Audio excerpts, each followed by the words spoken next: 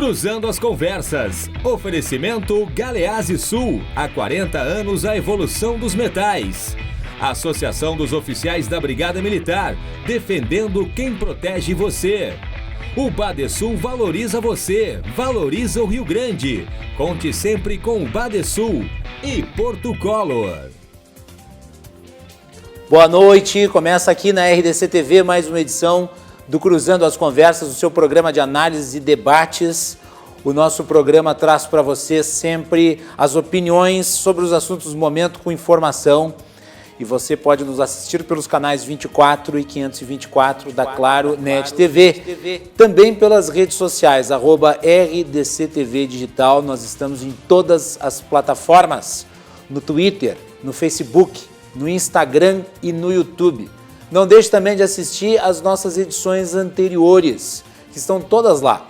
Você pode mandar a sua mensagem, participar, a sua contribuição sempre é muito importante para nós. O nosso programa é um oferecimento da Associação dos Oficiais da Brigada Militar, defendendo quem protege você. De Galeazzi Sul, há 40 anos, a evolução dos metais. Porto Color Soluções Gráficas, a Porto Color atendendo através do WhatsApp. Tem os serviços da Porto Color na sua casa. E também de Badesul Desenvolvimento. Quem valoriza o Rio Grande está ao lado dos gaúchos em todos os momentos, principalmente nos mais difíceis. E o Badesul está sempre ajudando no desenvolvimento do nosso estado com investimentos, inovação e muito trabalho. Com esse propósito, o Badesul contribui para o crescimento do Rio Grande do Sul e, junto com você, luta para superar todos os desafios. É pensando nisso e no desenvolvimento que o Badesul oferece oportunidades de financiamento para produtores rurais, municípios e empresas dos mais diversos tamanhos e setores. A gente valoriza você, valoriza o nosso estado. Badesul, Governo do Rio Grande do Sul, novas façanhas. Hoje no site da RDC TV saiu um artigo em que comento as duas reformas tributárias que estão em discussão aqui no Rio Grande do Sul e no nível federal. Semana passada nós tivemos aí a apresentação da reforma tributária do governador Eduardo Leite e nesta semana nós tivemos a apresentação da reforma tributária do governo Bolsonaro através da ida do Paulo Guedes até o Congresso Nacional. Ele esteve junto com o presidente da Câmara, Rodrigo Maia, e com o presidente do Senado, o Davi Alcolumbre. Basicamente, o que nós podemos tirar desses dois projetos? Não é nada de muito bom. Não é nada de muito bom, nem em um caso, nem em outro. Ontem aqui no programa nós reunimos algumas pessoas que discutiram a matéria. Tínhamos o Frederico Cosentino, que é economista, o Ederson Porto, que é doutor em Direito Tributário, e de Brasília nós tivemos a participação do vice-líder do governo, o Sanderson, deputado aqui pelo Rio Grande do Sul. O saldo não é dos melhores. Nós vamos voltar a discutir reforma tributária na próxima segunda-feira e teremos a participação do ex-governador do Rio Grande do Sul, Germano Rigoto, que é uma grande autoridade na área. Havia um grau de expectativa em relação a esses textos. Só que ao tomar conhecimento deles, o que se teve foi uma sensação de frustração. É preciso deixar isso muito claro.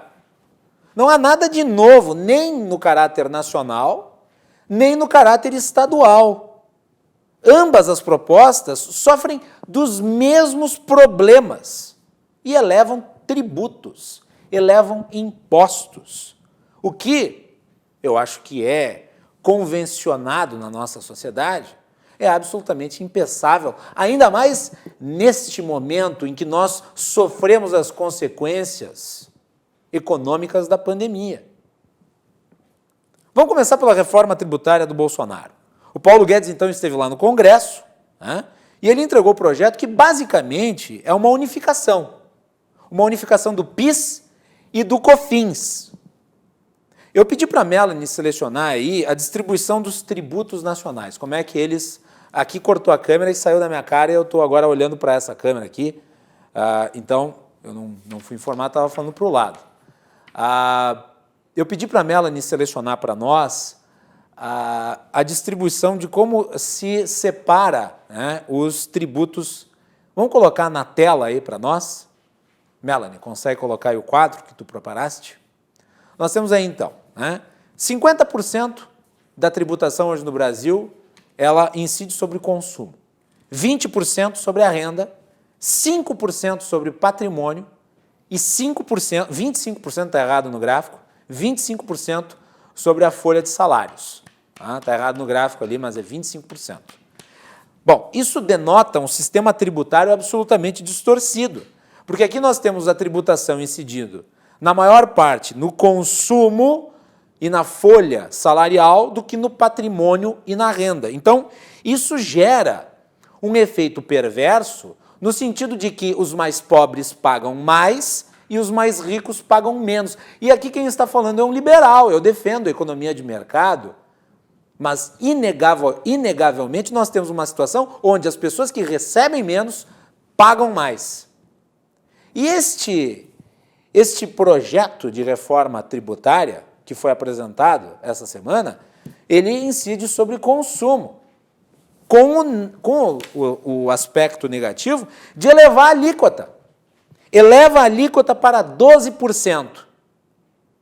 Eu pedi para a Melanie também selecionar aí um outro quadro com a distribuição dos tributos que hoje oneram o consumo. Vamos colocar no ar? Tá aí, então. Atualmente são PIS, COFINS, IPI, ICMS, ISS, CID. Né? Esse é o conjunto. Na proposta do governo vai haver uma unificação, PIS, COFINS, para se criar CBS, que é a Contribuição Social sobre Operações com Bens e Serviços. Alíquota de 12%. Hoje é 3,6% por aí. Né? De qualquer maneira, há uma elevação, e uma elevação substancial. 12%, incidindo sobre consumo, portanto, sobre o setor de serviços. Dentre os mais variados setores da economia, pode voltar para mim, dentre os mais variados setores da economia, qual é aquele que está sofrendo mais? Qual é aquele que hoje está desempregando porque não tem condições de se manter aberto? É o setor de serviços. Então, cria-se um tributo novo, né, o imposto de valor agregado sobre PIS e COFINS, e daí se eleva a alíquota exatamente sobre esse setor. Temos, portanto, elevação de tributo. Eu falei ontem aqui, inadequada a ideia de se parcelar o crediário da reforma tributária em 4 fases. Não se sabe o que vai vir adiante. E essa primeira parte, a entrada da reforma, ela veio com um gosto azedo. É um refogadão do que foi apresentado no fim do governo Temer.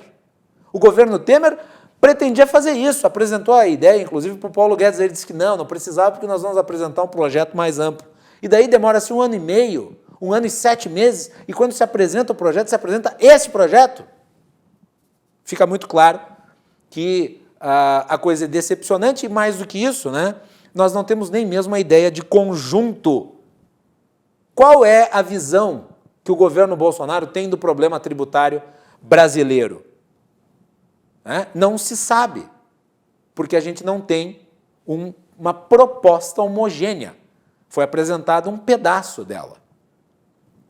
E o que foi apresentado não consegue concorrer nem mesmo com aquilo que já estava tramitando no Legislativo. Como vocês viram antes, tem uma série de impostos ali que incidem sobre consumo, e no Congresso existem 2 PECs tramitando, uma delas a 45. As duas tratam da unificação de todos esses tributos. Portanto, o que o governo fez aqui foi apresentar um projeto menor do que o que já existe dentro do Congresso Nacional. Aí a pergunta que fica é a seguinte: não era mais fácil adotar uma das PECs? Adota a PEC, lapida a PEC, negocia a PEC, vota a PEC. Não. O que o governo faz? Ele apresenta um projeto. Por quê? Porque o que importa aqui é menos o trabalho e mais a narrativa. Nós somos um governo reformista. E daí vai lá, apresenta um projeto, e o efeito disso é gerar trabalho em dobro para o parlamento. E quem assistiu a edição de ontem vai ver que nem mesmo o deputado Sanderson, que é da base do governo, é vice-líder do governo, estava muito empolgado com o que viu. Ele não disse isso, mas basta assistir o programa. E quanto ao Eduardo Leite aqui no Rio Grande do Sul? O Eduardo Leite, ao menos, apresentou para o Estado o seu projeto de reforma tributária.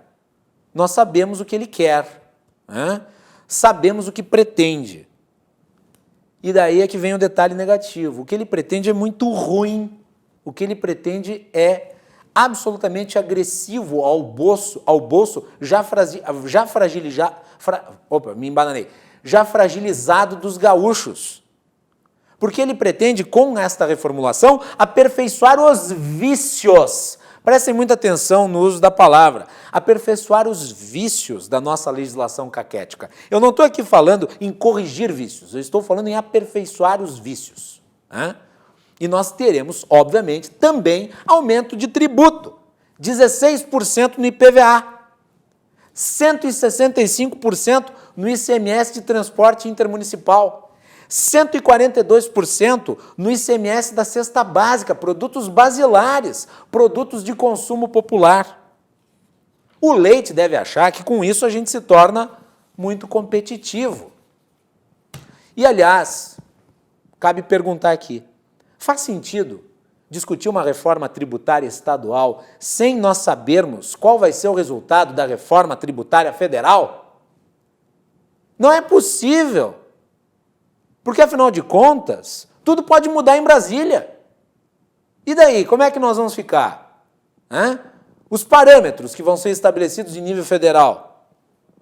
De repente, nós aqui aprovamos um aumento no ICMS ou não, e lá em Brasília se decide o contrário, o ICMS se junta num imposto agregado, num agregadão, e daí tem que se mudar novamente a matriz tributária do Estado. Então, além de tudo, é perda de tempo. Parece que nós caminhamos para uma dupla perda de tempo.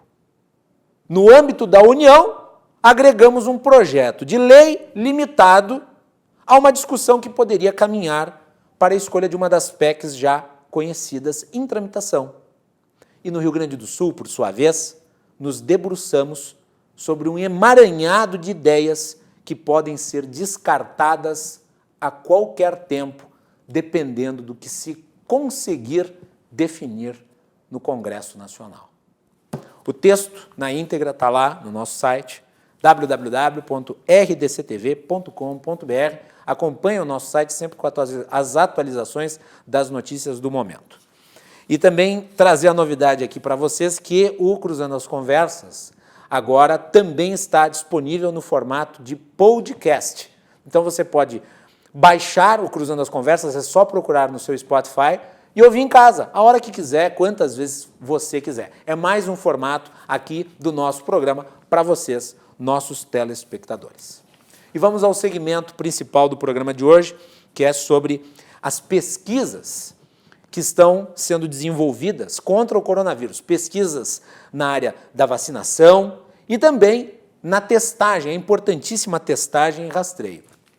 Para falar sobre isso, eu convidei duas pesquisadoras, duas pessoas que conhecem a fundo essas áreas. Enorme satisfação de receber aqui no nosso programa a Melanie Fontes Dutra, que é pesquisadora, PhD, da rede Análise Covid-19. Melanie, bem-vinda, boa noite, é um prazer.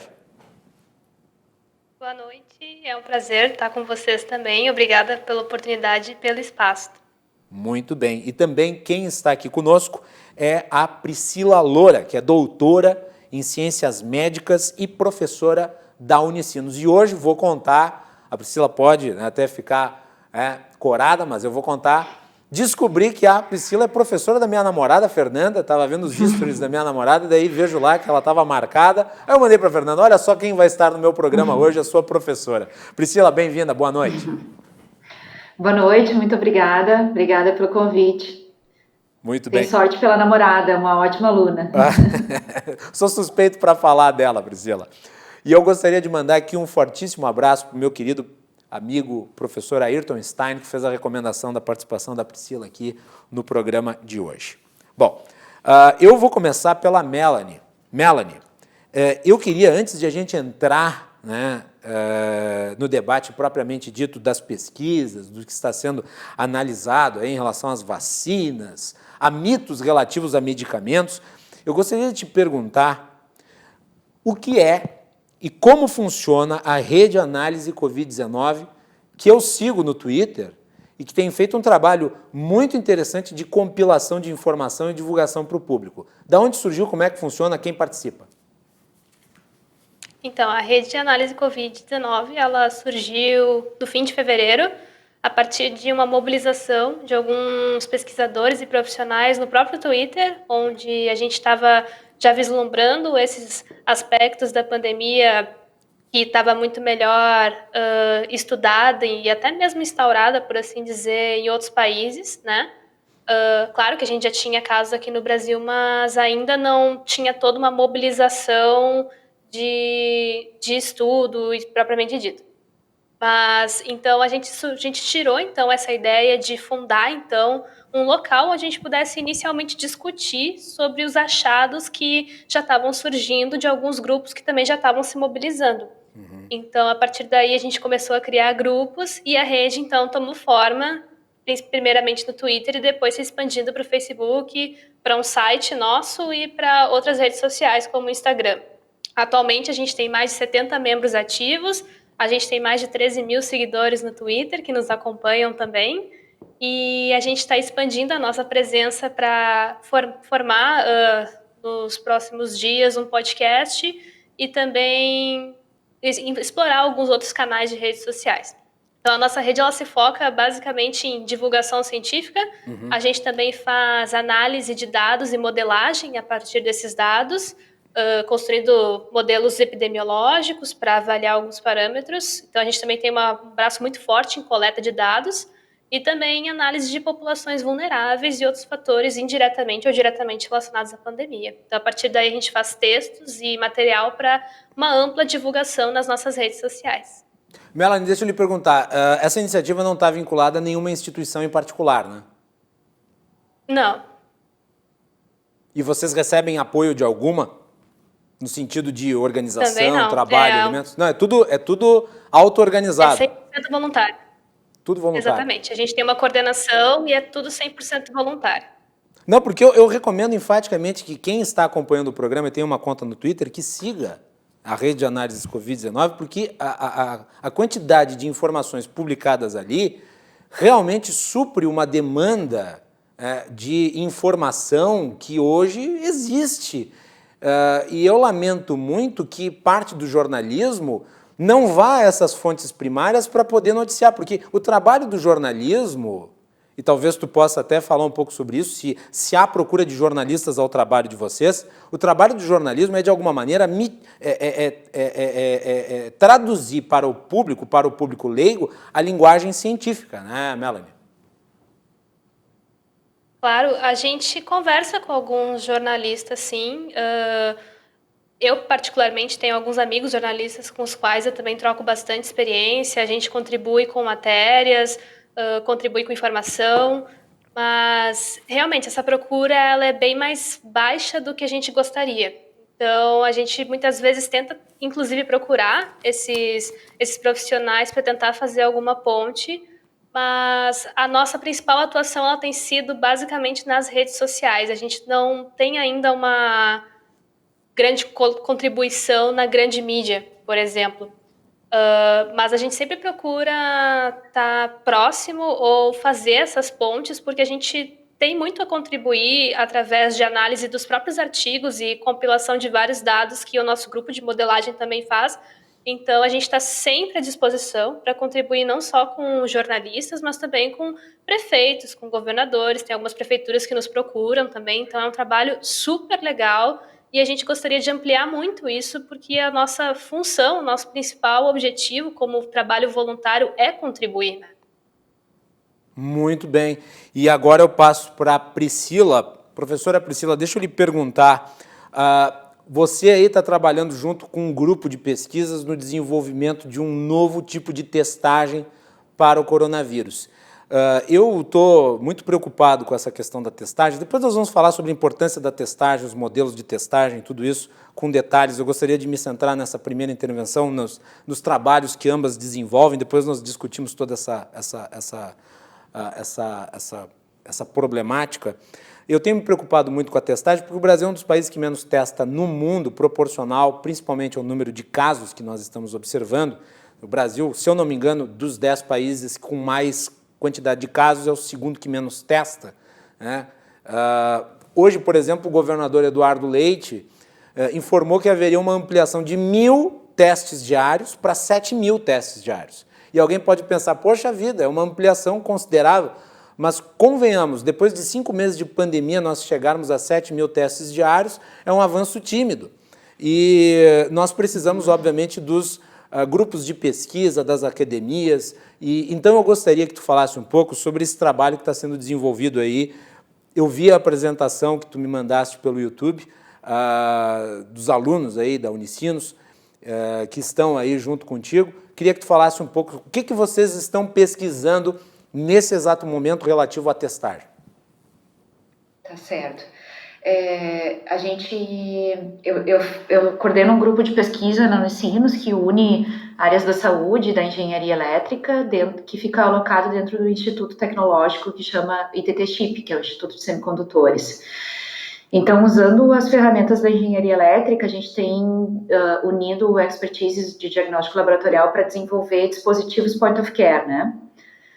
Traduzindo, o que eu estou falando? Eu estou falando de testes ponta de dedo que hoje são de glicose, por exemplo, isso buscando novos alvos, novas maneiras de detectar, enfim. E a gente vinha há bastante tempo pensando numa ferramenta, numa forma de detecção biomolecular, que hoje se relaciona ao teste PCR, vamos traduzir assim, para outros alvos. E aí, quando surgiu a pandemia do Covid, a gente pensou, poxa, que pena que essa ferramenta não está mais avançada, porque a gente poderia só trocar o alvo e ter ela sendo aplicada para Covid, né? E aí nos faltava bastante verba para executar essa pesquisa, porque não é que ela seja uma coisa grande e custosa, mas a gente precisa de alguns pontos, alguns equipamentos básicos, isso ia ficar bem lento no decorrer dos próximos anos.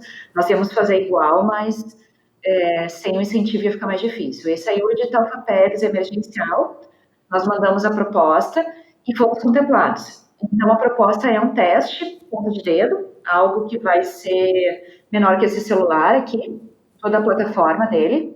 Uhum. Então, a ideia é que aquela coleta de vias aéreas superiores, né, que hoje é de nasofaríngea, ela vai direto para o dispositivo, assim como vai o teste de glicose, e dentro desse dispositivo, de forma fechada, já vai acontecer tudo o que acontece hoje num laboratório de biologia molecular. Então, desde a extração de RNA, amplificação, detecção da amplificação, toda a técnica complexa que demanda tempo, pessoas especializadas e uma estrutura bem complexa também, assim. Exatamente, bastante complexa. Ela vai ser substituída por um teste que a gente pode chamar de point of care, porque ele é ponto de dedo, né, beira de cuidado. Por exemplo, hoje eu consigo levar o teste rápido de sangue para fazer na casa da pessoa ou em posto de saúde, mas eu não consigo levar o teste de biologia molecular. Então, a ideia é que essa tecnologia nos proporcione que a gente consiga levar o teste de biologia molecular também para diferencialidade. Professor, é tipo um teste molecular móvel, é isso? Isso, perfeito, é um teste molecular móvel. É legal dizer assim que não é a primeira iniciativa no mundo, tá? Então existem outros grupos de pesquisa, até tem um grupo que já está produzido, mas aqui no Brasil a gente sabe, era a primeira proposta assim que está se pensando em trabalhar com essa tecnologia para essa aplicabilidade. Quantas pessoas hoje estão envolvidas nesse projeto, professora?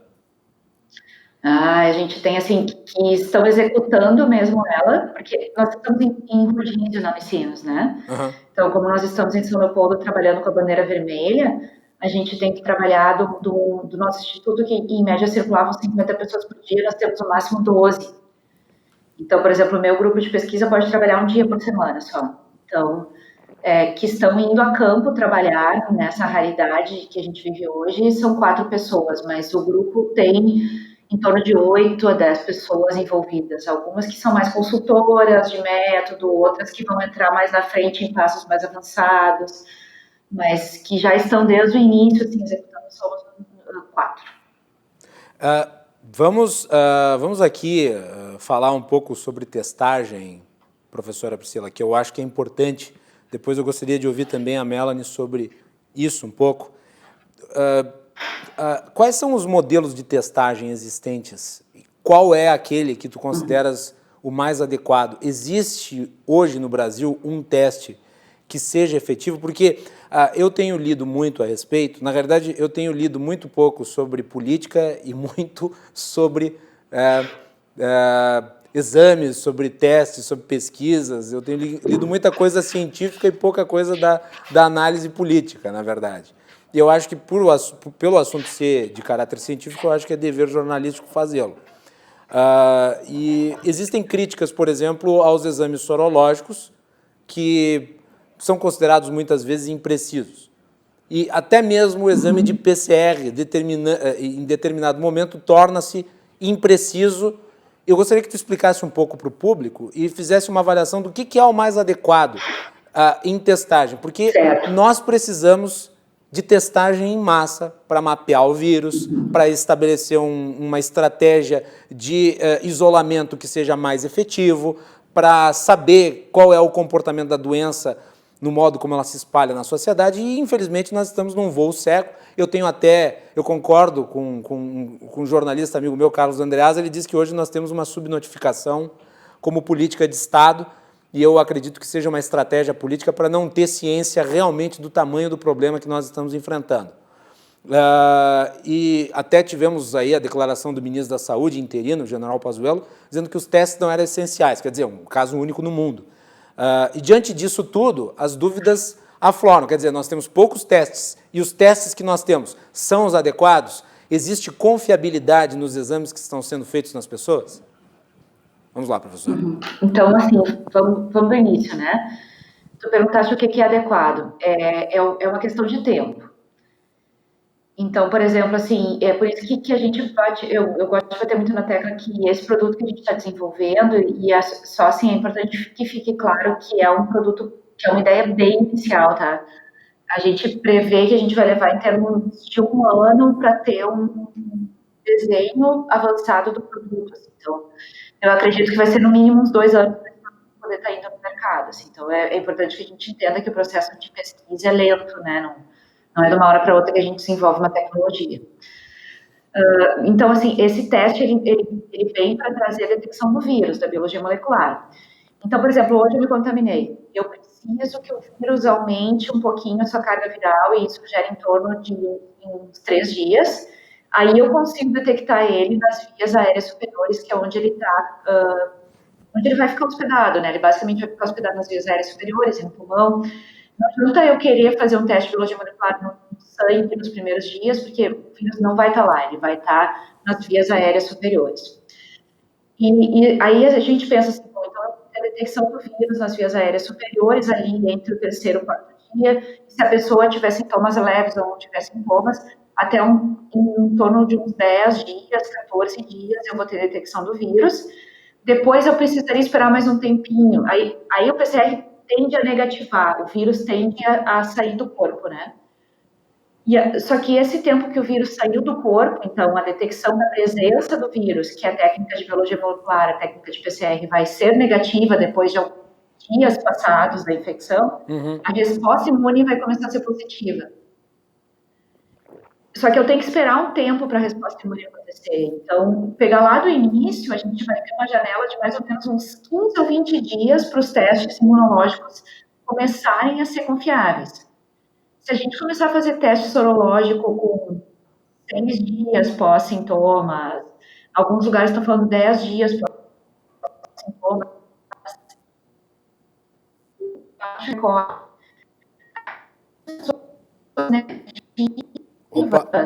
que não elas... Oi. Cortou um pouco a tua fala, professor, eu pediria que tu repetisse o finalzinho, a partir do momento em que tu falaste dos testes, no momento em que você vai fazer o teste sorológico e daí a partir de tantos dias, a partir dali a gente perdeu um pouco do teu raciocínio porque travou a internet. Vamos pensar assim, ó, me contaminei hoje, ok? Tá. Eu preciso, isso vai levar em torno de alguns dias, 1, 2 dias, comecei a ter sintomas, preciso esperar mais 1 ou 2 dias para que o vírus aumente a concentração, aí eu consigo detectar a presença dele nas vias aéreas superiores. Isso vai ficar em torno dos 10 ou 15 dias, tá? Considerando um fluxo normal de infecção, que vai melhorando. O vírus vai ser negativo depois de um tempo, porque ele já vai ter sido eliminado. Depois que ele for eliminado, vamos pensar ali 15, 20 dias, a resposta imune dele começa a aparecer. Então, os anticorpos começam a ser detectados. Só que, se pegar lá do início da infecção, essa detecção de anticorpos que acontece aqui é em torno de uns 20 dias, mais ou menos. 10, 15, 20 dias depois da infecção. Então, o teste sorológico, ele não é a coisa mais interessante para fazer todo esse isolamento das pessoas, para designar quem precisa de mais cuidado de quem não precisa. Então, para esse primeiro momento de atendimento da pessoa, eu preciso um teste de biologia molecular. Então, não adianta a gente ver políticas e movimentos dizendo, vamos botar 15 mil testes no mercado, e são 15 mil testes sorológicos. Não adianta, porque em algum momento, no início do processo, eu preciso do teste de biologia molecular. Tu precisa, portanto, dos testes PCR. Hoje, PCR. Né? Que no futuro podem ser outras tecnologias que venham a ser desenvolvidas. E aí, testes PCR, a gente até tem uma rede de laboratórios que se colocaram à disposição para fazer, inclusive a Unicinos é uma que montou uma estrutura para fazer os testes de PCR e atender os municípios da região, mas não é uma vasta quantidade de teste, o teste PCR ele é muito caro. Não é possível trabalhar com menos de torno de R$220 assim, no teste, então é muito custoso para o sistema de saúde. Diversas prefeituras não estão bancando o teste, diversos lugares as pessoas não estão pagando o teste. Então, assim, Na verdade, o teste PCR hoje virou souvenir de gente aquinhoada de dinheiro, né? Que é a única que pode comprar o teste. Tá, mas aí eu preciso te trazer um exemplo, por exemplo, aqui, desculpa, não objetivo nenhum é falar de política, tá? Mas eu acho que coisas positivas a gente tem que falar, né? Com certeza. Assim, o município de Esteio, que é um dos que está fazendo parceria conosco, é um exemplo, assim, eles estão fazendo praticamente uma testagem em massa. Aliás, professora, nós já tivemos a oportunidade de divulgar o trabalho exemplar de Esteio. A minha querida amiga Cláudia Thompson é uma das que estão à frente aí da iniciativa em Esteio, e eu tinha até pensado em convidar ela para participar hoje do programa, mas acabei não conseguindo contatá-la. Mas já divulgamos o trabalho deles aqui. Né? Não, mas enfim, assim, realmente o meu propósito nenhum é político, mas como nós montamos a estrutura para fazer testes PCR, para atender a região do Rio dos Sinos, eu sei quem foi mais ávido em nos buscar para realizar isso, né? Sim. E assim, eu fiquei muito bem impressionada com a vontade de Esteio de resolver esse problema do município, a organização, o fluxo. Então, assim, eu acho que existe, sabe? O recurso existe, tem diversos lugares como nós que podem ajudar nessa demanda. Eu digo nós, Unicinos, nesse momento, né? Mas precisa também aquela vontade, assim, né, de ir atrás dos lugares e buscar elas. Então, assim, voltando à pergunta, que eu não gosto de deixar as coisas no ar e me perder no raciocínio. No início do processo infeccioso, a gente precisa do teste de biologia molecular. Depois de algum tempo, ele não vai ter grande utilidade, porque se você já foi contaminado há dias, muitos dias atrás, o teste PCR vai dar negativo, mesmo que esse processo infeccioso tenha acontecido, e aí a gente vai ter detecção de anticorpos. Para a detecção de anticorpos, foram liberados muitos testes rápidos para o mercado. E os processos de validação desses testes rápidos estão muito ruins. A gente não encontra bons estudos de validação desses testes para a gente ter a segurança que a gente tem em comparativo, por exemplo, do teste rápido do HIV, do teste rápido da hepatite, que já estão há muito tempo no mercado, né? Que as exigências foram muito maiores para eles. Então, a gente tem uma chance ali que esse produto de sorologia, se ele aplicado no tempo certo, ele seria ótimo. Ele nos diria assim, bom, esse grupo de pessoas, mesmo que não tenham tido quase sintomáticos, né? Cortou de novo. Repita o finalzinho aí para depois eu passar para a Melanie de novo, Priscila. Pode repetir o finalzinho? Se o teste também não é bom, qual é a garantia que eu tenho, né? Que eu estou detectando realmente a população que está infectada. Então, é tudo uma questão de tempo e de qualidade do que tu está fazendo, né? Muito bem. Não existe uma bala mágica. Melanie, eu li essa semana uma matéria, semana passada, uma matéria impressionante relativa a testes, na qual o Estadão descobriu que o governo federal estava distribuindo testes incompletos pelo Brasil. Testes PCR, como esse que nós falamos aí com a professora Priscila. Não havia o elemento estratificador do RNA, e daí as prefeituras e os estados não estavam utilizando os testes, estavam mantendo os testes de lado, porque eles não serviam para nada. Aí como é que faz para saber, né, Melanie? Como é que tu faz para trabalhar? O teste já é caro, daí vem incompleto? Pois é bastante complicado isso, porque essa parte da extração ela é fundamental e ela é um ponto muito decisivo. Eu trabalho com teste de PCR laboratorial já tem alguns anos e toda a minha experiência ela mostra que esse ponto da extração, se o material não for extraído de uma forma adequada, não tiver limpo, como a gente chama, livre de outros materiais interferentes, isso influencia diretamente no resultado da PCR em tempo real depois. Então, é no mínimo uma lástima isso ter acontecido e isso revela dois problemas. Primeiro, a falta do conhecimento, né, de saber que isso é um ponto importante, decisivo e que nem todos os laboratórios que estão recebendo esse material talvez tenham suficiente esses kits de extração, então é necessário, quando for fazer esse abastecimento, verificar a presença desses outros componentes fundamentais para propiciar que a PCR seja realizada e também, como um todo, falta de conhecimento do método e da sua divulgação também, né? Então, é muito complicada essa questão da extração. Foi uma coisa que me abalou muito, assim, porque o processo já é um pouco limitador, né? Porque, como foi falado, é uma técnica que não é muito barata, ela requer profissionais treinados, requer equipamentos para fazer a leitura e a análise, e se já vem incompleto, já fica ainda mais difícil esse cenário.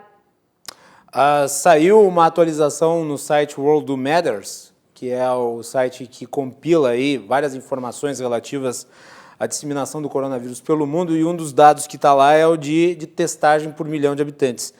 E daí veio a informação de que o Brasil era atualmente, Melanie e Priscila, o país que mais positivava testes até aqui. 66% dos testes que são feitos saem positivos no Brasil, o que denota a abrangência do vírus no meio da sociedade, né? Eu acho que tem um ponto que a gente tem que considerar, que é o fato que a gente não testa toda a população, né? A gente está testando principalmente aqueles casos que são hospitalizados e que normalmente precisam de uma assistência um pouco mais intensiva. Então, isso também pode refletir em muitos casos positivos, né? Para a gente ter uma noção da abrangência do vírus, da contaminação, o ideal seria a gente testar, além desses casos, testar casos assintomáticos, testar casos leves também, que muitas vezes não chegam à internação, fica ali restrito à procura de alguma unidade de atendimento. Então, a gente também tem esse problema muito relevante de subnotificação e que isso deveria ser, mais do que nunca, uma prioridade de ações públicas para ser contornada, porque assim a gente poderia ter uma noção um pouco mais real do nosso cenário, até mesmo do quão prevalente esse vírus também está na nossa população. Aliás, a questão da testagem, devolvendo aí para a Priscila, ela é fundamental, inclusive do ponto de vista da estratégia de reabertura da economia, né? Porque você vai reabrir a economia num voo cego, sem saber onde está o vírus, como é que ele está como é que está se espalhando na sociedade, você abre sem ter os elementos, os dados mais basilares, de maneira a possibilitar uma reabertura segura, né, Priscila? Não, eu ia dizer que eu concordo totalmente com a Melanie quando ela falou ali, quando tu trouxeste o dado, na minha cabeça veio a mesma relação que ela fez, que eu acho que a gente já testa as pessoas, que, se a gente fosse falar pelo lado do laboratorial, a gente tem tu que conhece a professora Ayrton, ele gosta muito dessa parte, um alto valor de pré-positivo. Ou seja, elas são muito sintomáticas, tem muita chance de eu estar testando os positivos, né? Uhum. Então, elas têm uma grande chance de terem um resultado positivo depois. E só querendo complementar ali a questão da notificação, né, que a Melanie levantou, eu acho que é um outro ponto que a gente tem que ressaltar, que os processos de notificação hoje, como eles estão, é muito ruim o processo. Falta muito tecnologia, assim, são muitos sistemas, os sistemas pedem muitas informações, algumas vezes tem que se preencher em mais de um sistema, e, assim, tem municípios, às vezes, que a gente já teve relação, que é uma ficha, teve que ser preenchida a caneta, assinada, escaneada, enviada por e-mail para o município, sabe? São coisas que não condizem com o mundo como ele está hoje, assim. E aí a gente fica pensando, a gente já testa pouco, como tu levantou, né? A gente tem poucos lugares testando, então já gera uma sobrecarga nos lugares que tem técnicos que estão testando. E a gente ainda tem os processos de notificação que estão extremamente atrasados, pouco informatizados, é uma sobrecarga que só aumenta, né? E aí a gente vai ter aquela coisa que daqui a um pouco, fez o exame não sei quando e não saiu, não está notificado ainda, olha que horror. Mas eu acho que é legal se colocar no lugar lá do técnico que está realizando isso, que às vezes está assim, com demanda todo dia de muito teste chegando e está aqui com aqueles que estão parados, que teve que fazer o laudo e botar em formulário 1, em sistema 2, e acho que é legal a gente pensar nisso também, né? Melanie, um ponto final aí antes de nós irmos para o intervalo, em relação ainda à testagem. Está nos ouvindo? Alô? Então, um aqui também. Acho que, como foi comentado pela professora, tem uma questão temporal bem importante. Então, a gente sabe que o teste sorológico ele possui algumas limitações. Muitos artigos já vêm apontando isso, e um recente já mostrou que esses anticorpos que são testados podem ter reação cruzada com outros vírus, como, por exemplo, da dengue. Então, locais que está acontecendo, então, um novo surto de dengue junto com o do coronavírus, a gente já tem esse outro viés. E daí deixa eu perguntar, importante... Melanie, desculpe te interromper, mas é para esclarecer esse ponto. Eu vi agora de cabeça não lembro quem, mas vi alguém comentando de que como os sintomas são muito parecidos, muitos casos de dengue na realidade podem ser de coronavírus. É possível. Aí entra esse o ponto. A intenção por trás do teste sorológico não seria um propósito diagnóstico. Esse propósito diagnóstico ele vem do teste molecular, como a professora bem colocou, e também na temporalização dele. Então, o teste sorológico ele seria muito interessante para acompanhar no momento em que o molecular constatou que a pessoa é positiva para a presença do material genético do vírus, se a pessoa está desenvolvendo, então, uma resposta imune adequada, especialmente nessa questão de traçar títulos de anticorpos, então, se após, então, esse período do momento do diagnóstico, por exemplo, 2 semanas, 3 semanas depois, se ela já, então, é capaz, já tem detecção de anticorpos contra, então, esse vírus em questão. Então, eu acho que é importante ter muito bem em mente o propósito de cada uma das tecnologias, no caso, que a gente usa, né?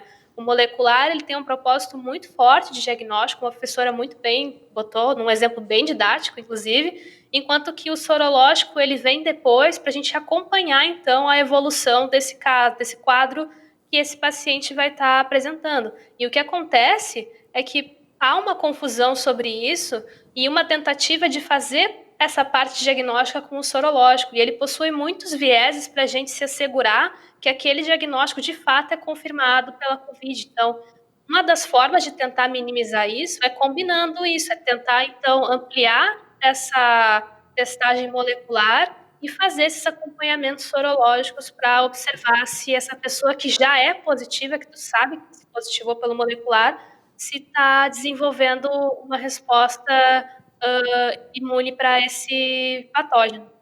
Muito bem, vamos fazer intervalo, nós já estouramos o tempo porque essa conversa está muito boa, muitas informações importantes para o nosso público aí relativas à questão dos testes. Na volta vamos falar um pouco aí também sobre estudos relativos à utilização de hidroxicloroquina, que tem sido utilizada pelo presidente como um remédio que trataria o coronavírus. Hoje o presidente chegou até a oferecer cloroquina para uma EMA lá no Palácio da Alvorada. O presidente hoje andou de moto, falou com um gari sem máscara, aí mostrou a cloroquina para a EMA. Foi um dia muito ocupado do presidente, né? E depois também vamos falar sobre as vacinas que estão em desenvolvimento. Várias, 163 hoje estão sendo analisadas, pelo menos 4 ou 5 estão já nos estágios mais avançados. Vamos compreender aí se nós podemos esperar algo de positivo delas e também continuamos falando de testagem aqui no Cruzando as Conversas. Hoje nós estamos recebendo Melanie Fontes Dutra, pesquisadora PhD da Rede de Análise Covid-19, também Priscila Loura, que é doutora em Ciências Médicas, professora da Unicinos. Já retornamos.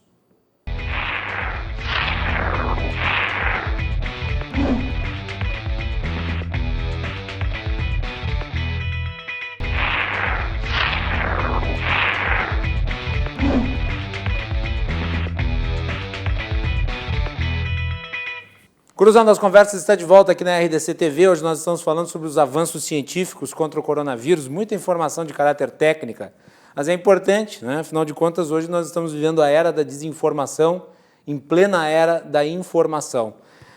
É uma contradição triste desses tempos que vivemos. No programa de hoje temos aqui Melanie Fontes Dutra, pesquisadora PhD da Rede Análise Covid-19, também a Priscila Loura, que é doutora em Ciências Médicas, professora da Unicinos. O nosso programa é um oferecimento da Associação dos Oficiais da Brigada Militar e do Corpo de Bombeiros, defendendo quem protege você. De Galeazzi Sul, há 40 anos, a evolução dos metais. Porto Color, soluções gráficas a Porto Color, atendendo através do WhatsApp. E também de Badesul, desenvolvimento. Muito bem. Voltamos aqui nesse segundo bloco. Uma polêmica é a questão da cloroquina, né? O presidente hoje, como eu disse no fim do primeiro bloco, ele até brincou, né? Resolveu ir atrás de uma EMA com uma caixinha de cloroquina. Semana passada o presidente, num ato ecumênico, né, um ato de caráter religioso, pelo menos de um apelo assim, metafísico, ele apresentou a cloroquina aos seus fiéis e todos aplaudiram, foi chamado de a saudação da cloroquina. E nós temos aí uma série de estudos que estão sendo feitos. Hoje saiu um, depois eu vou questionar a Melanie a respeito. Hoje saiu um realizado aqui no Brasil, muito abrangente, demonstrando que a cloroquina não tem eficácia contra o coronavírus. Melanie, a matéria. Inicialmente elegido pelo governo americano de Donald Trump e agora vastamente explorado politicamente pelo brasileiro, a grande arma contra o coronavírus, o medicamento cloroquina. No entanto, sem o aval de especialistas da área, ainda é recomendado por meio de uma nota informativa do Ministério da Saúde. De acordo com o Ministério da Defesa, o Laboratório Químico e Farmacêutico do Exército Brasileiro já produziu até o momento 3 milhões de comprimidos do remédio. Vamos acompanhar agora o que dizem as pesquisas mais recentes sobre esse e outras promessas do combate à pandemia. 2 estudos publicados nesta quarta-feira pela revista Nature apontaram que a cloroquina e a hidroxicloroquina não são úteis no tratamento da Covid-19. Em um dos artigos, o medicamento falhou em apresentar efeito antiviral contra a Covid-19 em macacos. Já outra pesquisa não viu efeitos da cloroquina nas células pulmonares infectadas pelo vírus em laboratório. O presidente Jair Bolsonaro, que testou positivo para o novo coronavírus já 3 vezes nos últimos exames, afirmou estar tomando hidroxicloroquina para o seu tratamento, isso de acordo com uma prescrição do seu médico. publicado no periódico The New England Journal of Medicine, um estudo randomizado duplo cego e com grupo placebo conduzido nos Estados Unidos e no Canadá mediu a incidência da doença após exposição ao vírus. Pessoas que tiveram contato com pacientes de Covid-19 tomaram o remédio logo em seguida. O desfecho medido foi a incidência da doença, que não diferiu entre os dois grupos, mostrando que tanto faz tomar ou não a hidroxicloroquina para a doença. Outro medicamento que vem sendo altamente procurado é a ivermectina. O presidente Jair Bolsonaro fez menção ao medicamento e muitas mensagens circularam pelo WhatsApp recomendando o seu uso para prevenir o contágio. Embora a procura tenha aumentado drasticamente, não há estudos conclusivos que demonstrem a sua eficácia contra a Covid-19. Dessa forma, a Anvisa esclarece que todos os medicamentos citados não possuem estudos conclusivos sobre a sua eficácia no tratamento do novo coronavírus. Não há recomendação pela agência do seu uso para pacientes infectados pela doença e que pode haver também graves efeitos colaterais. Voltamos contigo aí no estúdio, Macalossi. Obrigado, Melanie, pelo resumo. E eu vou perguntar à Melanie, convidada aqui, sobre essas recentes pesquisas e essa que saiu hoje, muito abrangente, realizada inclusive pelas principais instituições hospitalares do país, participação aqui do Hospital Moinhos de Vento também, além do sírio-libanês, do israelita. Gostaria da tua avaliação, Melanie, porque, apesar de todos esses estudos, ainda se diz que a cloroquina teria um efeito positivo na recuperação das pessoas. Bom, eu acho que um dos pontos que mais influencia é o fato de que a gente não tem ainda um amplo conhecimento sobre o próprio método científico. Existem diferentes artigos, diferentes formas de tu publicar uma informação e esses artigos, dependendo da sua natureza, têm uma força de evidência diferente entre si. Então, é diferente quando eu publico um trabalho, um ensaio clínico duplo cego, randomizado, controlado, de um estudo observacional, por exemplo. Esse ensaio clínico ele tem uma força de evidência muito maior do que um estudo observacional, que é uma etapa anterior. E isso acontece muito e aconteceu recentemente com um estudo da Henry Ford Health Systems, por exemplo. Melanie, então, foi um estudo observacional... Desculpe, mas é para explicar para o público. O que é duplo cego e o que é randomizado? Então, randomizado, ele é quando eu aleatoriamente coloco os meus pacientes do meu grupo experimental nos grupos que eu quero investigar. Então, vamos supor que eu tenho um grupo que vai receber um medicamento e um que vai receber um placebo. Então, eu não posso saber que paciente vai em cada grupo, porque isso pode criar um viés de eu botar pacientes de um determinado tipo num grupo e não no outro. Eu preciso não saber, então, onde esses pacientes estão sendo alocados. Então, é preciso dessa aleatorização para justamente ir diluindo essas variáveis interferentes nos dois grupos e ir minimizando elas. E controlado seria ele ter uma proporção parecida, então, de indivíduos em ambos os grupos. Não adianta eu ter 70 pessoas num grupo e 2 no outro, né? A força de efeito vai ser diferente se eu não tiver um controle em proporção de indivíduos entre os grupos. Então, isso aumenta a robustez do experimento, do teu estudo, reduzindo, então, esses vieses, essas interferências que pode acontecer. E isso acontece bastante. Por exemplo, nesse estudo da Henry Ford, por exemplo, que muita gente vem usando ele para defender a bandeira da cloroquina, não houve aleatorização. Houve deliberadamente, então, a alocação de pacientes que não tinham, então, risco para problemas cardiovasculares no grupo que iria receber a cloroquina, enquanto que no outro não tem esse cuidado. Então, as pessoas já se sabia exatamente quais pessoas estavam presentes em cada um dos grupos. Então, isso já coloca um viés imenso nesse trabalho, fora outros também que já tem, que eu posso dar uma comentada. Só para colocar aqui um ponto, e tu me corrija se eu estiver errado, porque eu sou leigo, tu é especialista. Me parece que o estudo não randomizado observacional, que tem sido a base de muitas das publicações aí utilizadas para provar a suposta eficácia da cloroquina, eles estão num degrau abaixo dos estudos randomizados, ou seja, controlados. Numa experiência científica adequada, você não poderia comparar os dois. Na realidade, um levaria ao outro. Quer dizer, o não randomizado ao randomizado. O não randomizado seria, digamos, uma pista de que talvez este seja um caminho a ser trilhado. Portanto, você realiza esse primeiro teste essa primeira pesquisa, aí você publica com base nessa pesquisa, você faz uma que é mais assertiva, que seria a randomizada, é isso? É mais ou menos por aí. Esse observacional, ele frequentemente é um passo anterior, então, esses ensaios clínicos randomizados. Eles, em geral, podem apontar ideias, podem apontar alguns elementos que poderiam ser passíveis de ser testados num ensaio maior e mais controlado. Então, existe um fluxo, né, dentro da ciência. A gente não parte fazendo um ensaio clínico randomizado duplo cego de algo que a gente não tem evidência se teria algum tipo de efeito no organismo. Então, antes dos ensaios clínicos, a gente tem a parte experimental básica, que é com modelos animais e até mesmo com cultura de células antes de ir para esses modelos. E só reunindo uma quantidade significativa de evidências é que daí a gente parte para testar a segurança e eficácia em humanos dos ensaios clínicos. E mesmo nesse momento, a gente tem fases. A gente tem a fase 1, 2, 3 e até mesmo a fase 4, que seria, então, da implementação final dessa hipótese, né? Se é um medicamento, uma vacina ou algum outro elemento. Então, tudo isso é uma questão de fases e a gente vai reunindo evidências e construindo tijolinho por tijolinho esse muro de conhecimento. E talvez isso aqui influencie essa confusão toda, que acaba sendo filtrada de uma maneira um tanto quanto nefasta pelas redes sociais, já que muitas pessoas que se manifestam nas redes sociais não fazem a menor ideia do que é isso. E me parece que se nós não estivéssemos nessa situação onde há uma emergência mundial, em que muitas vezes você precisa pular certos protocolos e certas etapas para ter uma resposta rápida, logo, o mais rápido possível para resolver o problema, talvez numa situação como essa, por exemplo, a publicação da Nature, que foi ontem, mostrando que a cloroquina não tem efeito em primatas, ela já indicasse que a cloroquina não seria um bom tratamento para humanos, porque você começa fazendo os testes em animais e depois você vai para os humanos.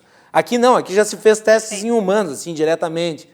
Concordas comigo? Eu estou certo? Estou errado? É que, dada a emergência, a gente pode encurtar algumas fases e até unir a outras. Então, por exemplo, é comum, nesse ponto, unir a fase 1 e 2 de um ensaio clínico para daí para a fase 3, por exemplo. Já tem algumas publicações que até reúnem dados de fase 1 e 2 para já tentar botar em prática uma fase 3. Então, esse ponto da cloroquina, eu acho que ele tem uma questão peculiar, porque artigos que não têm uma força de evidência ou tem até mesmo vários vieses que acabam não sendo considerados nessa análise dada a emergência da situação e de todo mundo estar atrás de, então, uma alternativa para tentar contornar ou administrar melhor a pandemia da Covid. Então, levam as pessoas a se agarrar numa evidência que é muito fraca ou ela é muito enviesada, que foi o caso daquele primeiro estudo do Didier Raoult, né, o francês, que ele estudou 36 pacientes, né, não é uma amostra grande o suficiente para tentar tirar alguma informação para aplicar uma população, por exemplo, e tinha falhas metodológicas graves e não corrigíveis. E ele foi usado por muito tempo, e até hoje é usado como sustentação de que a cloroquina é eficiente, tem eficácia e segurança para o tratamento da Covid, quando, na verdade, tem estudos muito mais robustos, muito mais recentes que mostram que não. Inclusive esse que foi publicado hoje, né, Melanie? Perfeito. Aliás, Esse estudo grande gol aí da ciência brasileira, né? Com certeza. Eu tenho muita felicidade de falar isso. Eu conheço uma das autoras desse estudo, da Letícia Caono Dourado, e esse estudo ele faz parte da coalizão Covid-19 Brasil, né, que reúne 9 ensaios clínicos randomizados sobre o reaproveitamento de medicamentos e suas consequências a longo prazo na Covid-19, né? Então, é uma equipe muito grande de pesquisa, tem pesquisadores, médicos fantásticos, e é um estudo muito interessante que os autores, inclusive, têm bastante humildade de trazer as próprias limitações desse estudo no trabalho. Então, é uma coisa muito transparente. Tu lê o trabalho, tu enxerga os resultados e eles mesmos discutem a extensão desses dados, até onde eles conseguem chegar e quais são as limitações deles. Então, isso é muito rico para a comunidade científica. Foram mais de 400 pessoas testadas, né?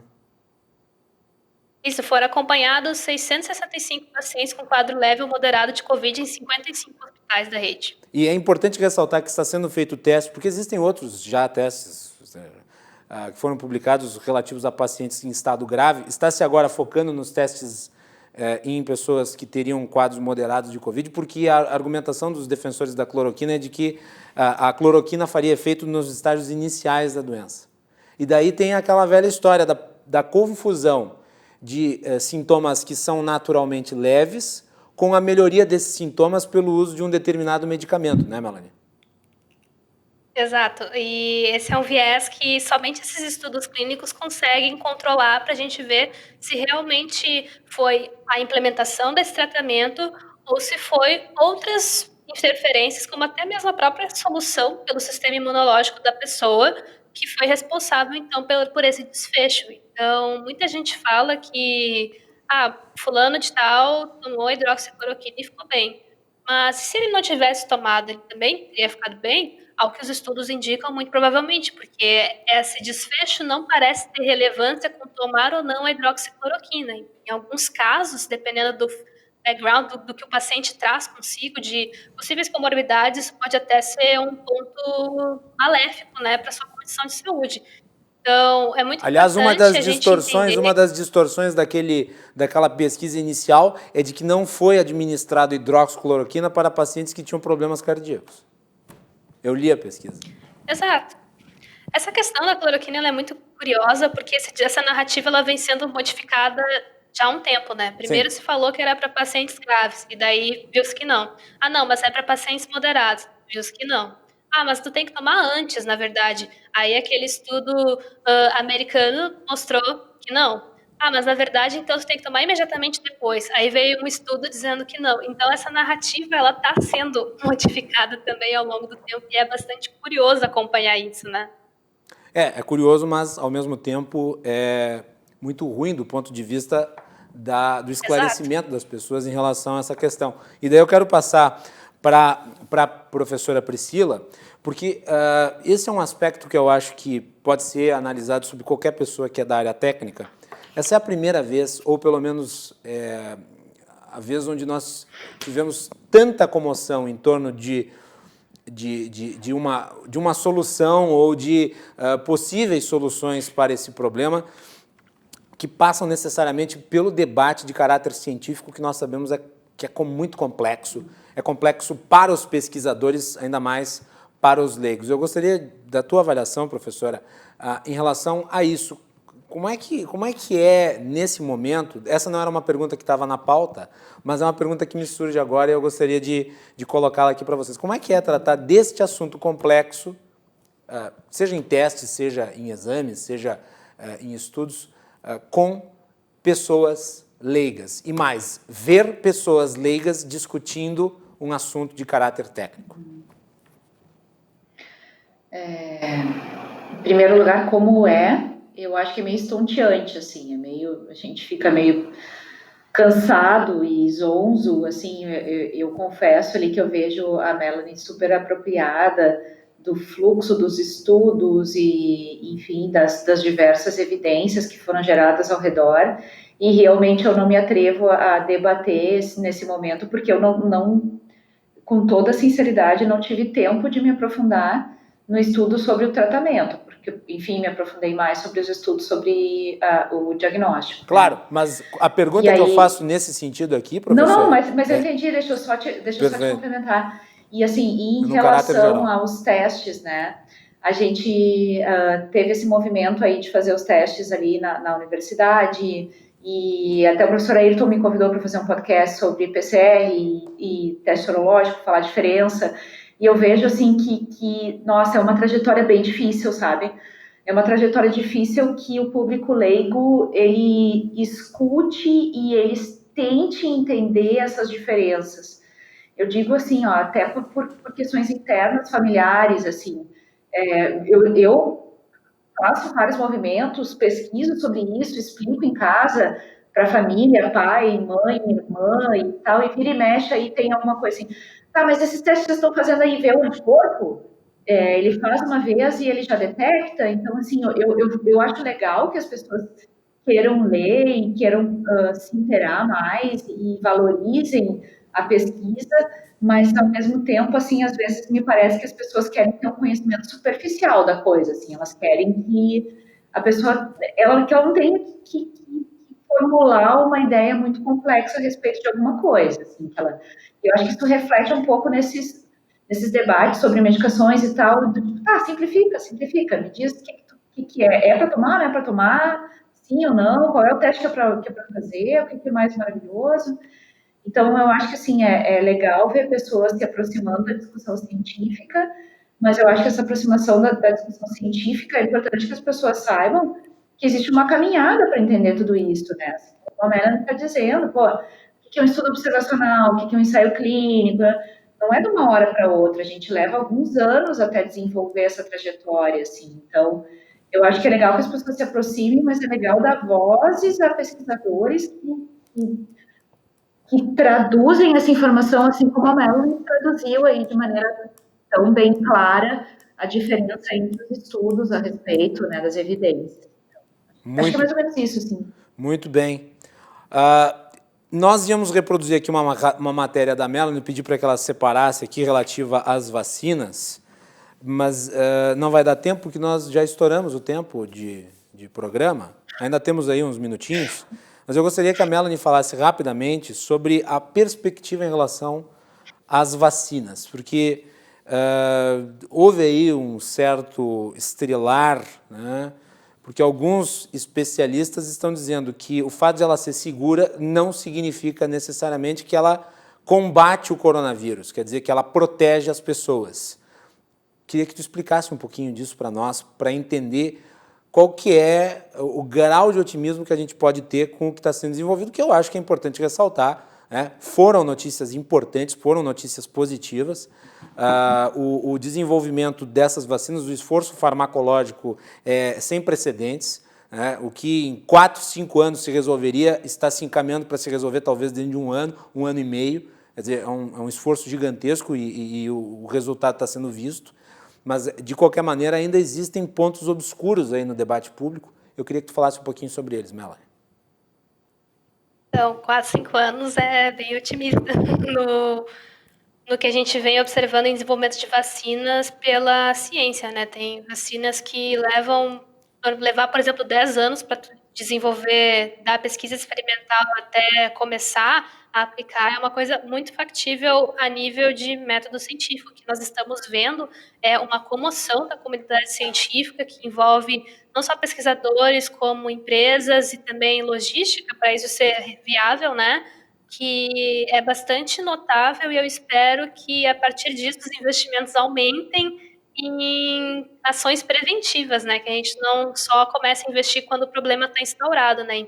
Assim como é importante treinar o nosso sistema imune para futuras infecções, é importante a gente também ter uma logística para quando as próximas que vão vir, a gente poder responder mais rapidamente e melhor.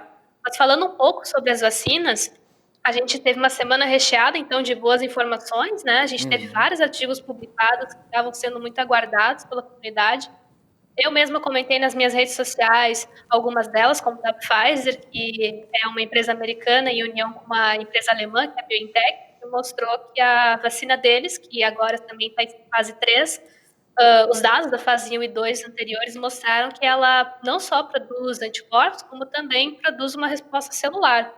Então, isso é uma coisa que também estava sendo muito questionada, porque muita gente estava levantando a questão de que esses títulos de anticorpos poderiam ir diminuindo ao longo do tempo, talvez precisasse de revacinações.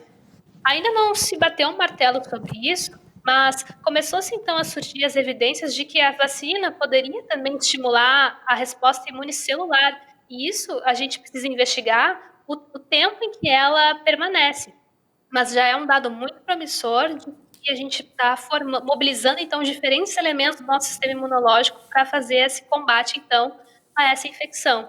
Então, esses dados da Pfizer foram muito bem celebrados, né, pela comunidade, porque é um estudo muito robusto e mostrou dados muito detalhados sobre como é essa resposta celular. Então, isso nos dá bastante alicerce para poder compreender melhor a sua abrangência. A gente também teve dados da CanSino, né, que é uma das vacinas chinesas, vão ter, se não me engano, essa daí 3 tem vacinas. gente, essa daí tem gente dizendo que tu toma e vira comunista. Aí tu toma ela, tu sai cantando o hino da Internacional Socialista em russo ainda por cima. Infelizmente, as pessoas elas acabam polarizando essa questão da vacina e isso só traz malefícios, né? Porque essa vacina é muito robusta também, ela tem dados bem interessantes. A meia dose dela, por exemplo, foi quase tão eficaz quanto a dose mais alta e também apresentou resposta celular dessas células T. E ela é uma das vacinas que, na fase 3, também vai ter o Brasil como um dos países onde ela vai ser testada, né? Então, ela, inclusive, se não me engano, já chegou aqui no país, ou deve estar para chegar, acho que foi a outra chinesa da Sinovac, que daí sim já chegou, mas ela também está abrangendo o Brasil para ser um dos países de fase 3 para esse teste. A gente também tem uma que é bem falada, né, que é de Oxford. Essa vacina mostrou resultados muito positivos também de resposta tanto de anticorpos quanto de células. A gente já sabe que ela já está, inclusive, em fase de teste, na fase 3 aqui no Brasil. E já tem também acordos com a Fiocruz e com o Butantan da vacina ser produzida, então, por esses institutos e também haver transferência tecnológica, que é uma coisa muito relevante, que vai nos permitir produzir a vacina aqui no país. Muito bem, olha, eu queria agradecer muito aí a participação da Melanie e da Priscila nessa noite aqui para falar sobre avanços científicos, pesquisa. Foi um programa de caráter técnico? Foi, mas eu acho que falta esse tipo de informação na imprensa e é papel nosso estabelecer isso e abrir as portas para que pesquisadoras, cientistas, gente da área possa se manifestar, trazendo as informações que suprem aí a carência das pessoas em relação a esse tema. Priscila, muito obrigado aí pela sua participação. E parabéns pelo trabalho. Obrigada a você pelo convite. Parabéns pelo trabalho aí junto aos seus alunos na Unicinos com o desenvolvimento dessa nova forma de testagem. Espero que avance e possa em breve estar aí junto conosco de maneira a ter mais um instrumento de rastreio, de análise aí do vírus. Tá certo, muito obrigada. Eu também espero. Muito bem. E o que precisar, estamos à disposição. Melanie, muito obrigado também pela sua participação essa noite aqui conosco. Parabéns aí pelo trabalho na rede de análise Covid-19. Muito obrigada pela participação. Queria também parabenizar a Priscila pelo excelente trabalho e liderança nesse projeto. E gostaria de agradecer também em nome da rede, né, da nossa equipe, que levanta informações tão relevantes e faz uma divulgação tão legal nesse momento. E gostaria de colocá-la à disposição não só de ti, mas de qualquer um que gostaria de usufruir do nosso trabalho e da nossa pesquisa. Então, obrigada. A Melanie e a Priscila podem se preparar, porque eu vou fazer muitas perguntas aí ao longo dos próximos meses sobre esses assuntos todos. Não gosto de... Assim, ó, eu sou um jornalista de opinião, não gosto de opinar com o cotovelo. Então, eu recorro sempre a quem sabe. Muito obrigado às duas pela aula aqui hoje no nosso programa e parabéns a ambas pelas respectivas iniciativas. Espero que possamos ter notícias positivas em breve e com a participação de vocês aqui no nosso programa, tá bem? Obrigada, parabéns para a Melanie também pela divulgação da ciência. Muito bem. Vamos fazer parabéns para todos, muito obrigada. Vamos fazer intervalo, voltamos na sequência com mais aqui no Cruzando as Conversas. Temos João Carlos Silva, direto de Brasília, os bastidores do poder.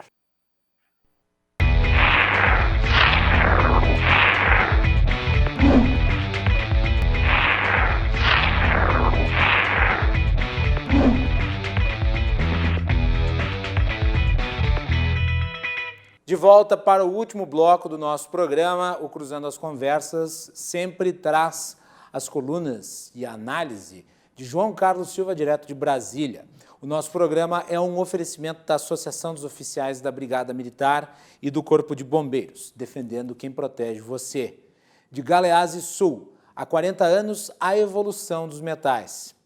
Porto Color, soluções gráficas, a Porto Color atendendo através do WhatsApp. Tem os serviços da Porto Color na sua casa. E Badesul Desenvolvimento. Antes de passarmos a bola para João Carlos Silva, eu quero fazer aqui a divulgação de uma iniciativa da RDC-TV, que é a campanha Tua Bandeira Também é Nossa. A Melanie consegue colocar na tela? Tá aí. tua bandeira também é nossa, o Rio Grande se conecta aqui, lema da nossa emissora. Essa campanha, ela é em apoio aos setores que estão sendo prejudicados com os decretos municipais e estadual, né, de bloqueio de atividades econômicas. Desde o início da pandemia, a emissora tem dado espaço para as categorias mostrarem necessidades e questionarem as decisões do poder público. Nas palavras do presidente da RDC-TV, o Márcio Irion, existe um desafio na hora de conciliar a preservação da vida e a economia, mas defende que um critério não deve anular o outro. Abre aspas, o Covid-19 nos trouxe um novo normal. Não temos dúvida de que o desafio é pensar como equilibrar a prevenção e a preservação da vida, sem isso aumentar a mortalidade da já tão combalida economia brasileira. Ainda segundo o presidente, a ausência de critério ou proposta objetiva para a reabertura sistemática da economia reflete a falta de seriedade da gestão pública em considerar as demandas reais da sociedade. Abre aspas, alguns agentes públicos insistem em matar as empresas, os empregos e a população em geral, que sem renda acaba por morrer de inanição completa. Na opinião de Irion, este é o momento de realizar, de fato, uma gestão ao invés do que chama de politicagem. Ele acredita que a base para o entendimento seja diálogo e ampla campanha de testagem, a fim de identificar quem já teve contato com o vírus e que esteja contaminado.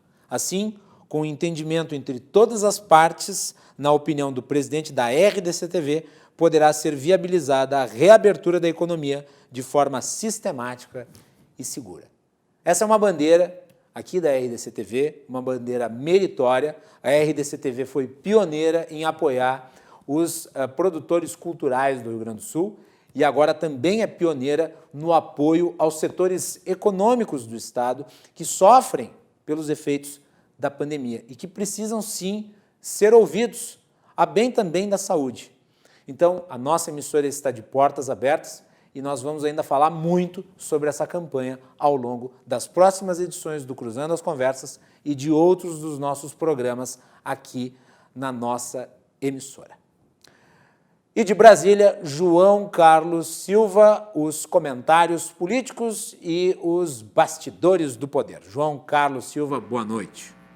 Boa noite, Macalós. Boa noite aos telespectadores da RDC-TV. Comentando aí, em primeiro lugar, essa nota muito bem redigida pelo presidente Márcio Irion, a cultura faliu no Brasil já. Antes da pandemia já tinha problemas, agora com a pandemia ficou uma coisa insustentável. E essa manifestação da RDC-TV, uma manifestação inédita no país, uma rede de televisão conscienciosa, que acredita no seu Estado, que defende a bandeira do Rio Grande do Sul com unhas e dentes, fervorosamente, abre um espaço para que os empresários, o comércio, o setor dos negócios tenham pelo menos um oxigênio para que possam respirar e tentar tocar a vida nessa pandemia maluca que está ocorrendo no país e no mundo, para que os negócios não morram, né? E a bandeira que a RDC, o Márcio Irion levantou, colocou em prática, merece os aplausos do povo gaúcho, do sul do Brasil e do país também. Com certeza. Eu acho que, e eu sempre defendi isso aqui, né, João? A economia virtuosa e a saúde virtuosa andam de mãos dadas, né? E da forma como se foi conduzido o processo de reabertura aqui no Brasil, nós vamos produzir mortos e desempregos. O processo de abertura, fechamento, reabertura, fecha outra vez do comércio, do setor de serviços do Brasil, foi muito mal projetado. Os exemplos estão aí, mesmo os governadores, os prefeitos, não acreditando no que a pandemia poderia causar. Eu acho que nós tivemos iniciativas muito errôneas nesse sentido. Quem pagou o alto preço nisso, quem precisa do trabalho, precisa tocar os seus negócios, e veja você, se você tem um restaurante onde você recebia por noite ou por almoço 40, 50 pessoas, hoje você recebe 10, devido à estrutura do lugar e aglomeração. Quer dizer, se você recebe 10 pessoas, se diminui muito o teu custo operacional, o seu rendimento também, o teu lucro caiu muito.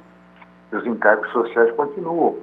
E aí você fecha de novo, você reabre. Não começa. O problema do Brasil hoje é que nós reabrimos, João, sem ter nenhum tipo de, sem nenhum tipo de segurança para reabrir. Abrimos por reabrir, mas não fazemos rastreio, não fazemos testagem. Hoje o programa foi dedicado a falar sobre pesquisa científica. Hoje. Foi um tema complexo, mas necessário, porque não se fala sobre isso. Sim, tem horas que você tem que deixar o lado político de lado e você voltar os seus olhos para a rua, para o comércio, para os negócios, para o pequeno, o médio, o grande, porque todos estão sofrendo. O grande vai sofrer muito, as grandes empresas vão demitir, vão diminuir muito as suas produções, e quem perde com isso? Quem perde com isso é o médio e o pequeno. Então, nós estamos aqui nesse pico da pandemia absurda, crescendo a cada dia, uma coisa horrorosa, e você não vê pontuação nenhuma do Ministério da Saúde até agora. Hoje, o ministro da Saúde, o ministro interino, não disse na imprensa perguntas importantes que fizeram para ele. Quer dizer, então, isso é uma insegurança que o país vive, fora do normal. Você imagina isso nos meses seguintes, agosto, setembro, outubro, vai ser uma loucura. João, o presidente hoje teve um dia de estadista, né? Ele passeou de moto, conversou com gari sem máscara e depois ofereceu cloroquina para uma ema. O presidente acha que está de férias? Porque muitas pessoas que acabam sendo contaminadas com coronavírus e desenvolvem sintomas leves como o dele, continuam produzindo e trabalhando. O presidente tem todas as condições de, mesmo isolado no Palácio da Alvorada, dar expediente e trabalhar muito, ainda mais numa hora como essa. Parece, entretanto, que hoje, plena quinta-feira, ele estava brincando. E nós tivemos 1.300 mortes de novo, né? O somatório de 84.200 óbitos. Para você ver, durante esse tempo todo, nenhum acontecimento que poderia levar o presidente para a mídia, né? Contrariando ele, né? Agora ele sai de moto nos jardins do Palácio Alvorada, sem máscara, conversando com o gari, conversando com as pessoas que estavam ali em volta, e ele está com o coronavírus. Quer dizer, são algumas coisas que você não consegue entender nesse país. O presidente da República, se ele está com a sua saúde em tratamento, porque ele está com o vírus, ele está infectado. Ele está. Ele poderia fazer ele já está tomando essa cloroquina aí há uns 10, 15 dias. Ele já tomou umas 50 caixas e até agora não resolveu o problema, né? Todos os exames que ele faz E teve um outro deputado do PSD, o coronel Tadeu, que estava tomando hidroxicloroquina e foi hospitalizado, está entubado, inclusive. Ele está entubado e o estado de saúde dele não é bom, não. Veja só.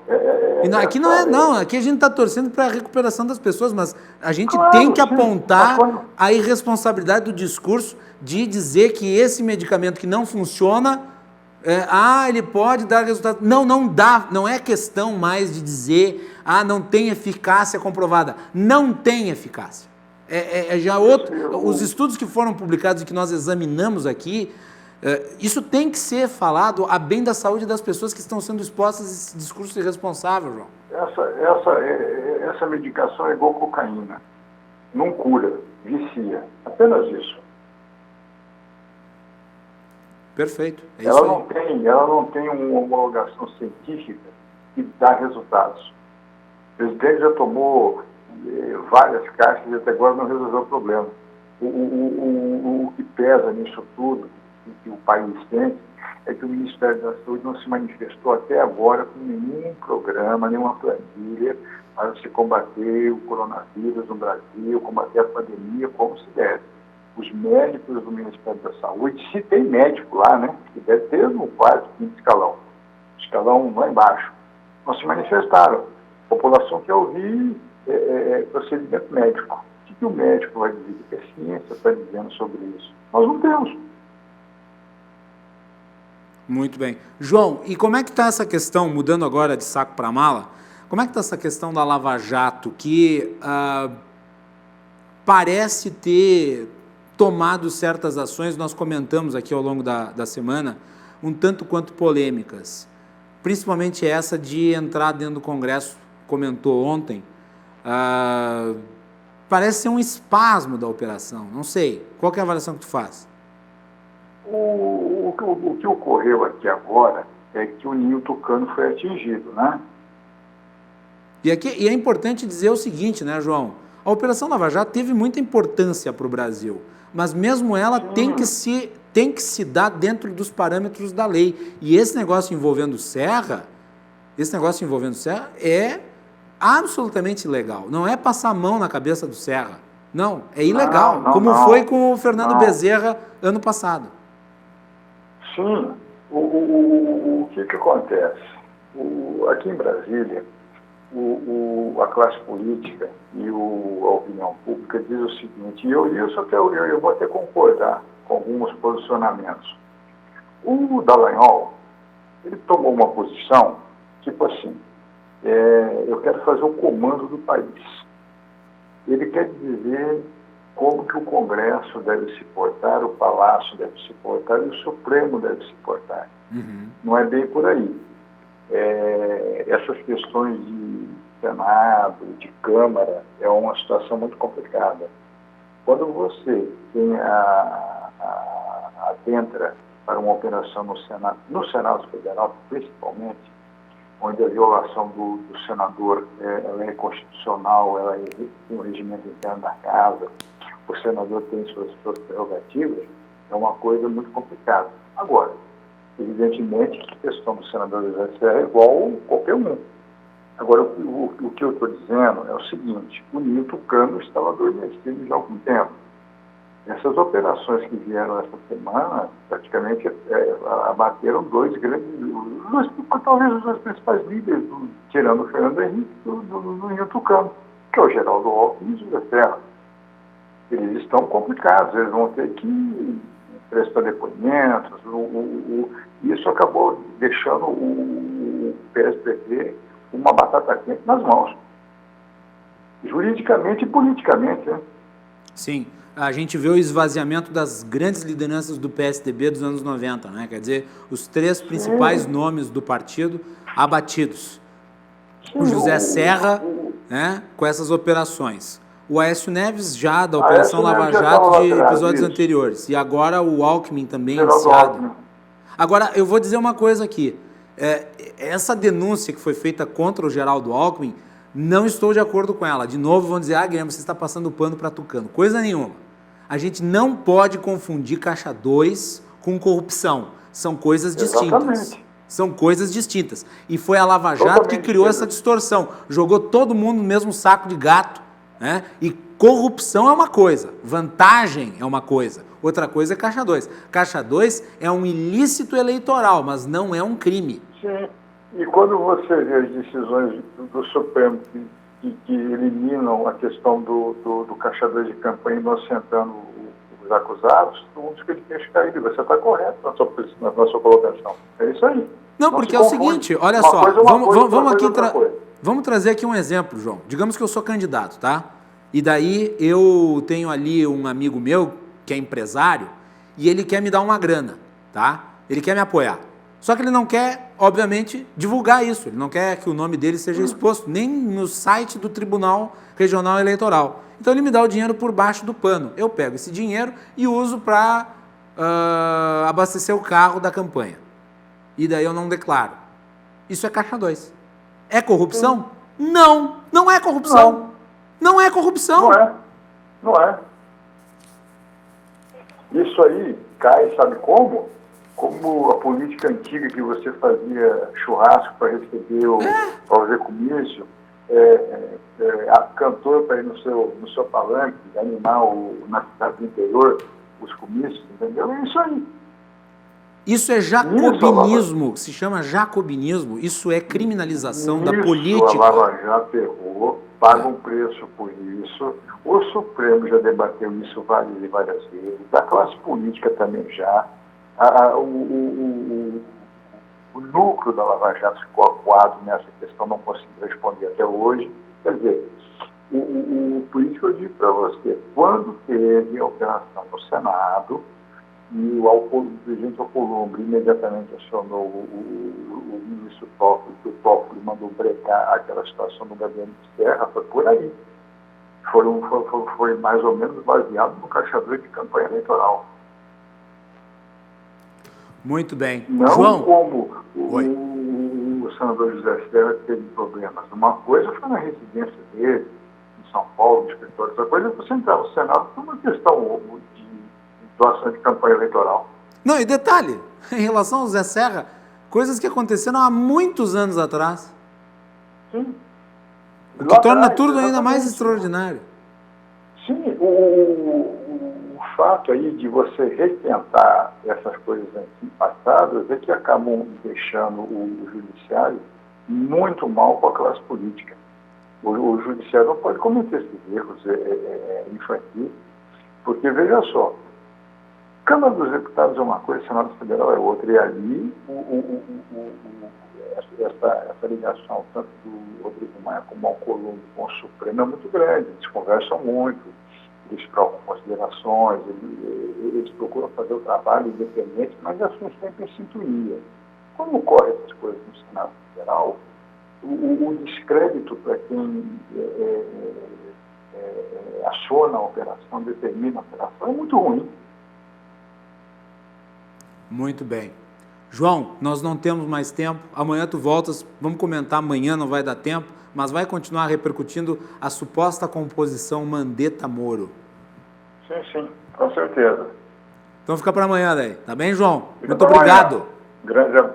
Grande abraço a todos. Muito bem, João Carlos Silva, você acompanha os comentários do nosso João Carlos Silva aqui no Cruzando as Conversas, sempre no último bloco, e também no nosso site www.rdctv.com.br. Uma boa noite. Amanhã nós voltamos. Temos a participação do ex-prefeito de Porto Alegre, José Fortunati. Até mais.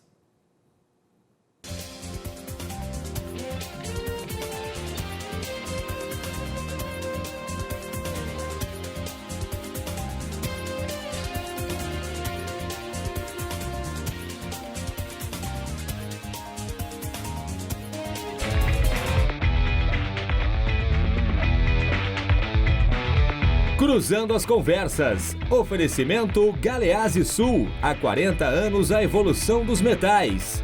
Associação dos Oficiais da Brigada Militar. Defendendo quem protege você. O Badesul valoriza você. Valoriza o Rio Grande. Conte sempre com o Badesul. E Porto Colo.